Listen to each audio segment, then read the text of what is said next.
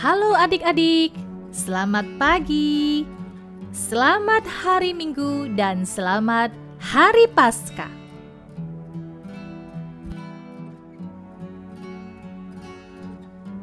Mari kita tetap harus bersyukur kepada Tuhan Yesus karena kita masih diberikan kesempatan untuk mendengarkan firman Tuhan melalui suara audio ini.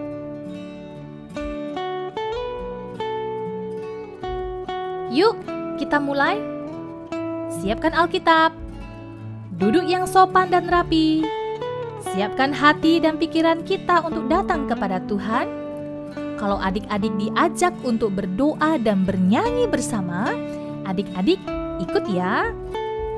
Sungguh-sungguh mendengarkan firman Tuhan.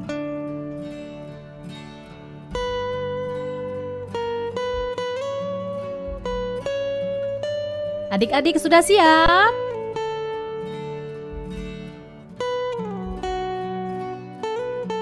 Mari kita bernyanyi bersama.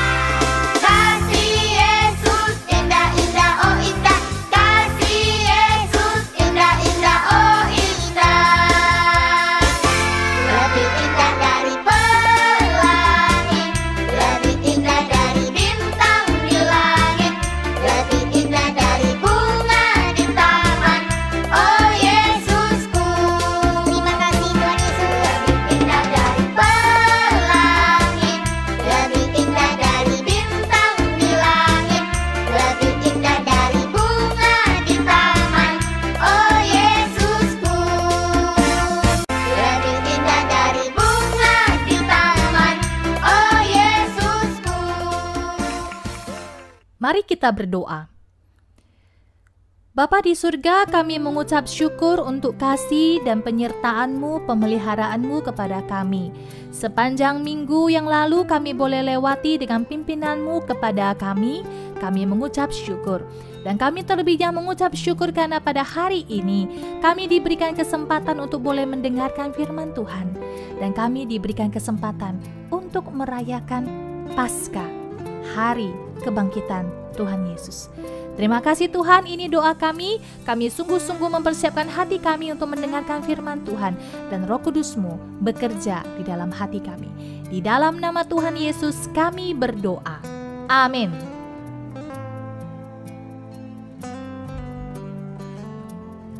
Adik-adik, apa itu Paskah?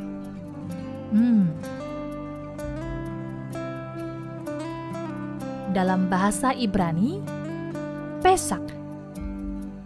Dalam bahasa Yunani, Paskah. Nah, kita mulai dari Perjanjian Lama. Dalam Perjanjian Lama, Musa menyampaikan firman Tuhan kepada Firaun untuk membebaskan bangsa Israel.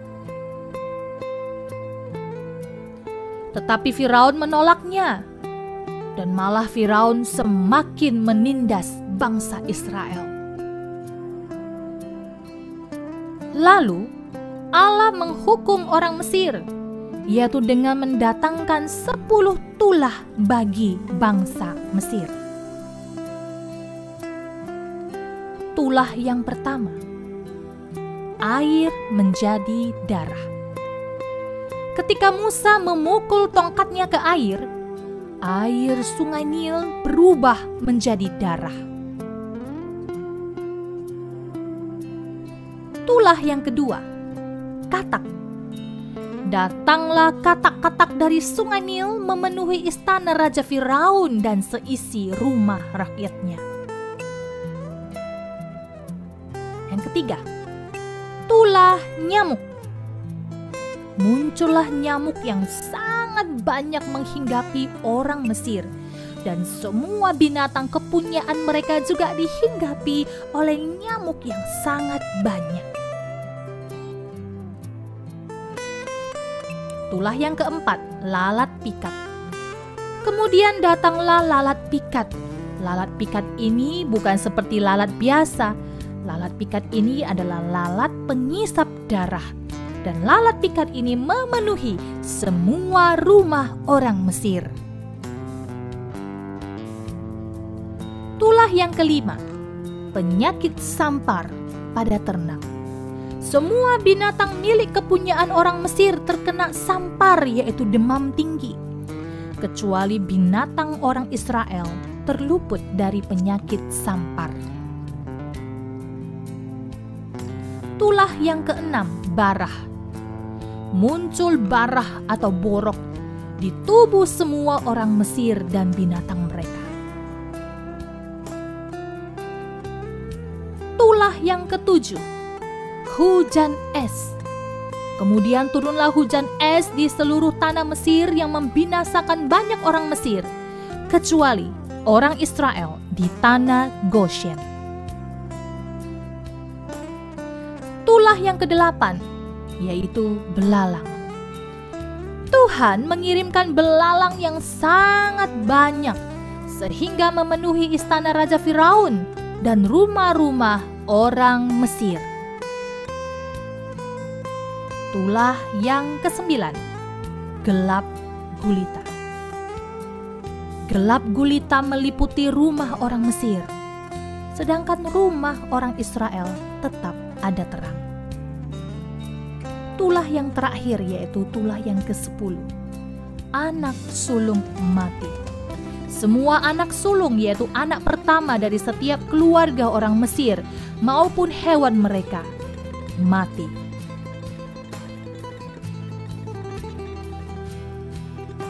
Setelah tulah yang terakhir, akhirnya Raja Firaun ketakutan dan segera menyuruh Musa dan bangsa Israel pergi dari tanah Mesir. Dan adik-adik, akhirnya bangsa Israel dibebaskan dari tanah Mesir menuju tanah perjanjian, yaitu Kanaan.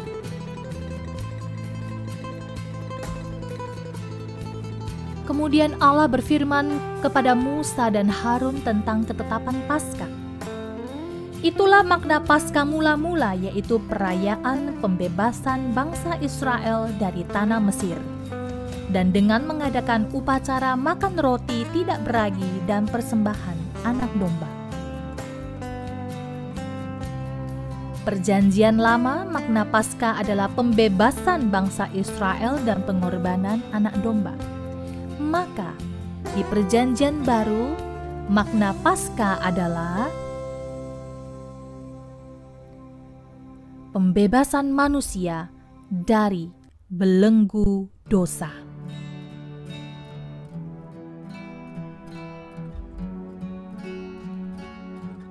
Pengorbanan anak domba Allah, yaitu Tuhan Yesus Kristus, di atas kayu salib.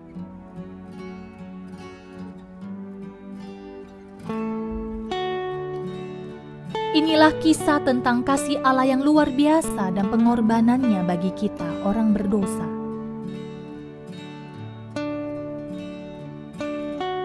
Seminggu sebelum Paskah, Yesus disambut masuk ke Yerusalem dengan daun-daun palem dan pakaian yang orang-orang hamparkan di jalan. Orang-orang berseru, "Hosana! Diberkatilah Dia yang datang dalam nama Tuhan. Diberkatilah kerajaan yang datang, kerajaan Bapa kita Daud. Hosana di tempat yang maha tinggi." Di sana mereka merayakan Yesus sebagai juru selamat dan raja. Dan pada malam Dia dikhianati, Yesus memecahkan roti, menuangkan anggur, dan membasuh kaki murid-muridnya sebagai tanda bahwa tubuhnya diremukkan, darahnya dicurahkan, dan kasih pengorbanannya dinyatakan bagi kita.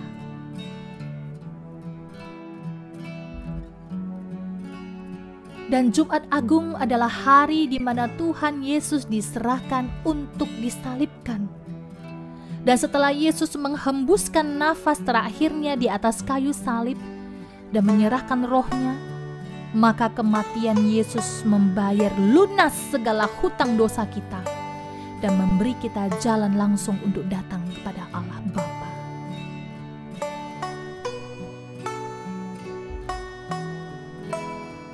Yesus, Sang Mesias, disalibkan.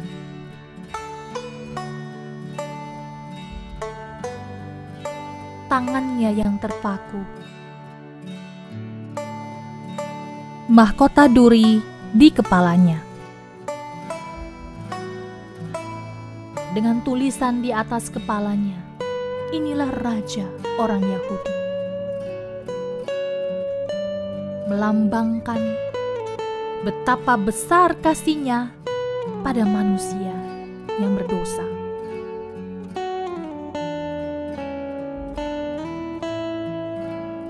Bahkan di atas kayu salib Yesus berkata, "Ya Bapa, ampunilah mereka, sebab mereka tidak tahu apa yang mereka perbuat."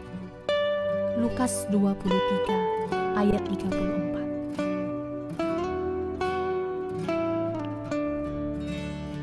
Dan tibalah di hari ketiga, yaitu Minggu Paskah. Pagi itu, Maria Magdalena mengunjungi makam Yesus dan melihat batu di kubur itu telah terbuka. Yesus telah bangkit. Ya, Yesus telah bangkit.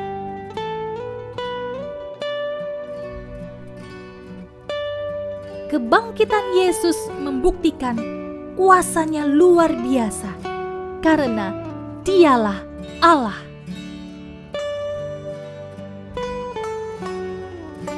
Kemenangan Kristus membuktikan bahwa Dia menyatakan apa yang dijanjikannya. Dia mati untuk menebus dosa kita. Dia bangkit supaya kita memperoleh hidup. Dan Dia telah berjanji untuk datang ke dunia untuk kedua kalinya. Maukah kamu percaya kepada Tuhan Yesus dengan sungguh-sungguh?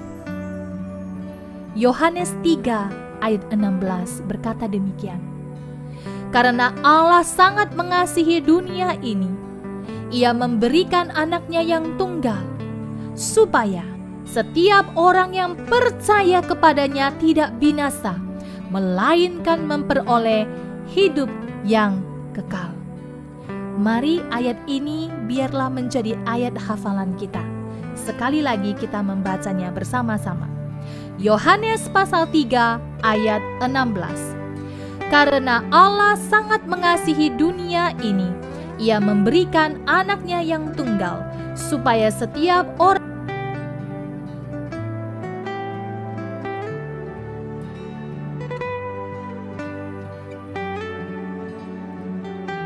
Mari kita berdoa. Bapa di dalam surga, terima kasih untuk kebenaran firman Tuhan yang boleh kami dengarkan pada pagi hari ini. Tuhan, tolong kami supaya kami boleh mengalami akan kasih Kristus di dalam kehidupan kami.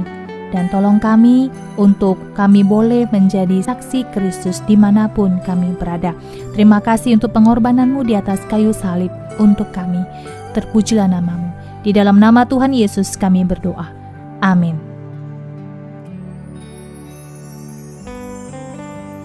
Mari kita rajin berdoa dan setia membaca Alkitab setiap hari. Jadilah pelaku firman Tuhan dimanapun kamu berada. Kamu adalah garam dan terang dunia. Kita bernyanyi bersama-sama. Bapa, terima kasih.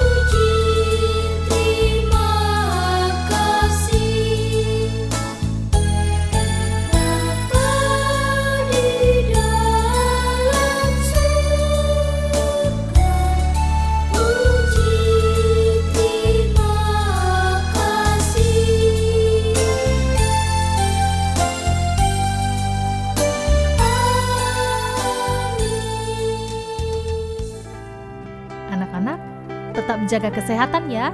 Tetap semangat belajar dan beraktivitas di rumah dengan sukacita. Jangan lupa untuk terus mendoakan bagi bangsa Indonesia.